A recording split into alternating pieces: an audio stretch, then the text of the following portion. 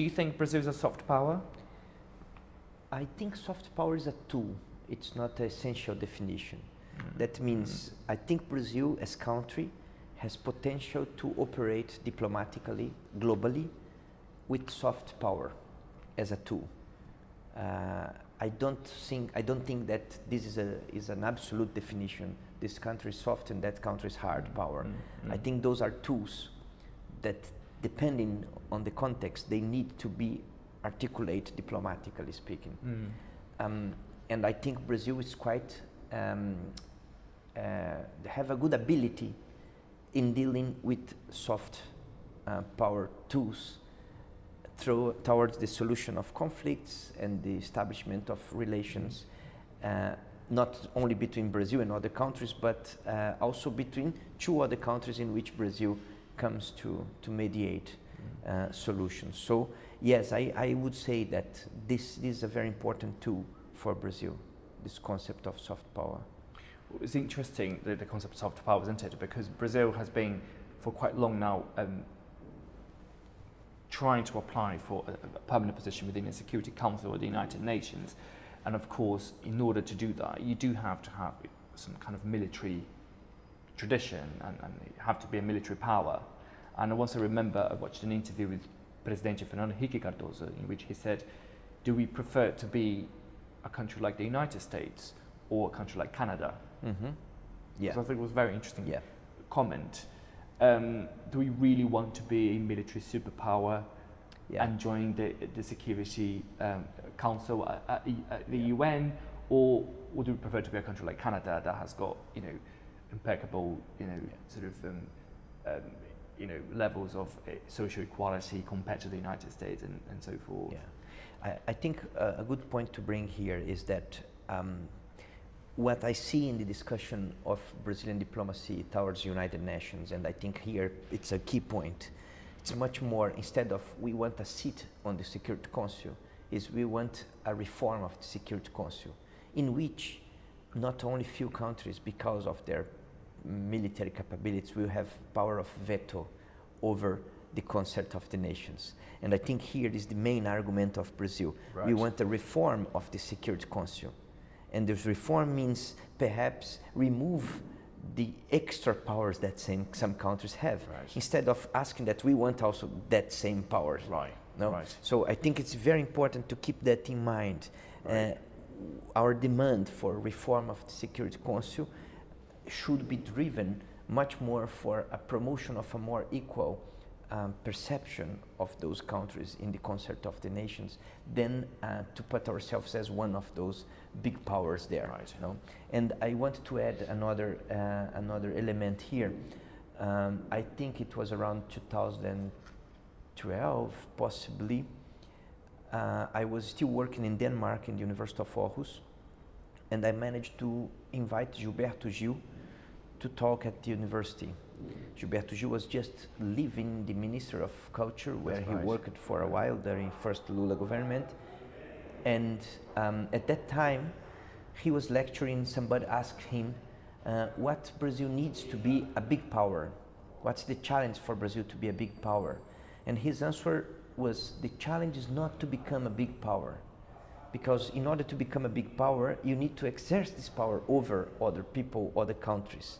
And that's not exactly what we want for Brazil as a country. And I remember that very well, because I think here is again calling for the importance of the diplomacy, and is a possibility to sit and to talk to the other, not over an exercise of power.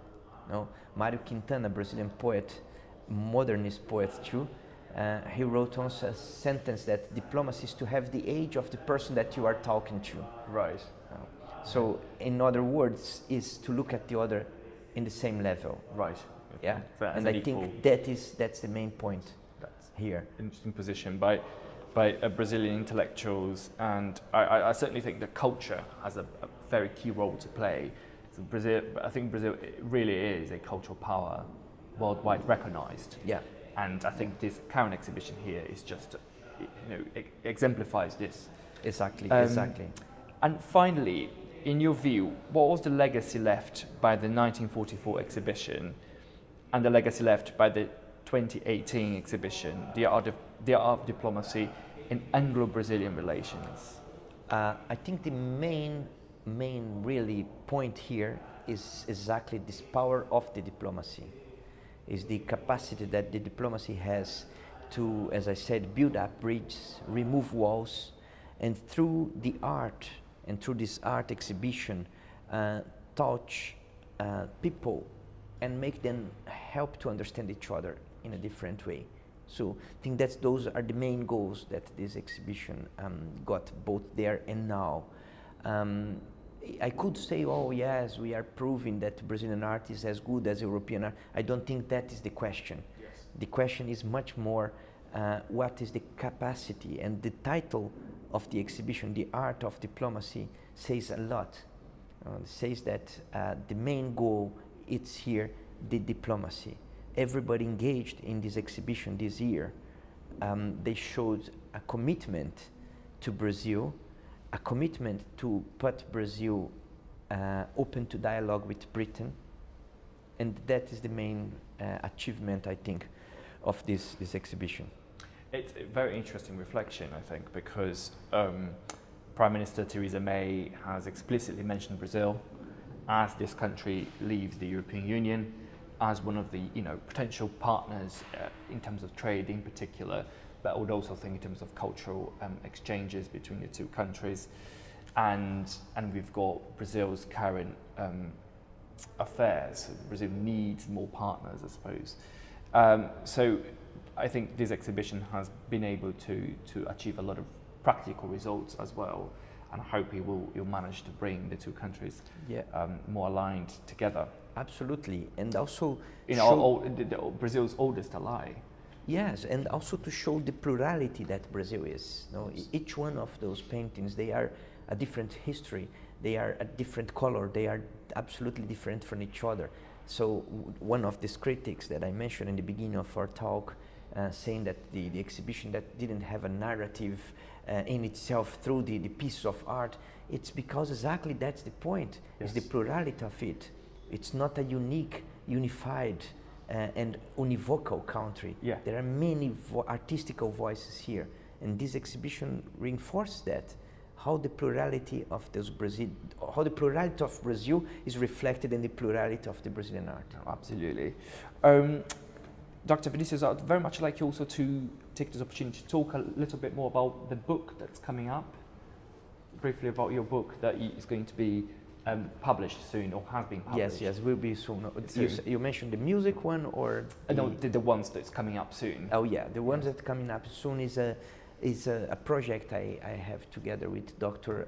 Anne-Sophie Refsco from Surrey University and Dr. Marcel Amorim from Federal University of Rio de Janeiro, in which we are bringing cultural anthropophagy as a sort of hermeneutical tool or horizon to discuss global Shakespeare.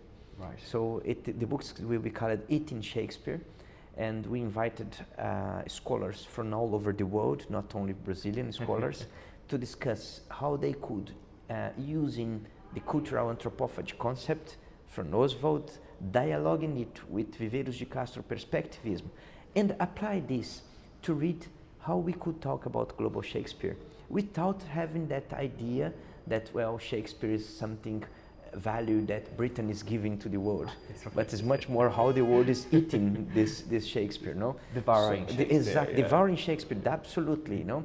And then that is the project currently in process of edition. So very soon this book will be coming out, and I hope that will be a contribution in a syntactical level, not in a paradigmatical level. I hope that what we are bringing there as theoretical keys will help us to look at Shakespeare not as a syntaxis that we will just put a language on the top, but in the opposite, it must shift its own syntaxis in order to be global. Right, fantastic. Well, I certainly very much look forward to reading it. Thank you. Dr. Vinicius, thank you very much indeed. Thank you. It was my pleasure. Yeah. Thank you.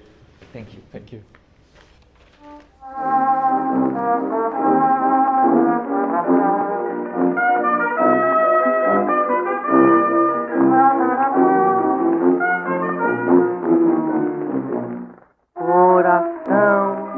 grande órgão propulsor, transformador do sangue, venoso em arterial. Coração, não é sentimental, mas entretanto dizem que és o cofre da paixão. Coração, não estás do lado esquerdo, nem tampouco do direito. Ficas no centro do peito, eis a verdade. Tu és pro bem-estar do nosso sangue, que a casa de correção é para o bem da humanidade. Coração de sambista brasileiro, quando bate no pulmão, faz a batida do pandeiro. Eu afirmo, sem nenhuma pretensão, que a paixão faz dor no crânio, mas não ataca o coração. Conheci um sujeito convencido, com mania de grandeza e instinto de nobreza, que por saber que o sangue azul é nobre, gastou todo seu cobre sem pensar no seu futuro, não achando quem lhe arrancasse as veias onde corre o sangue impuro. Viajou a procurar de norte a sul alguém que conseguisse encher-lhe as veias com azul de metileno, pra ficar com sangue azul.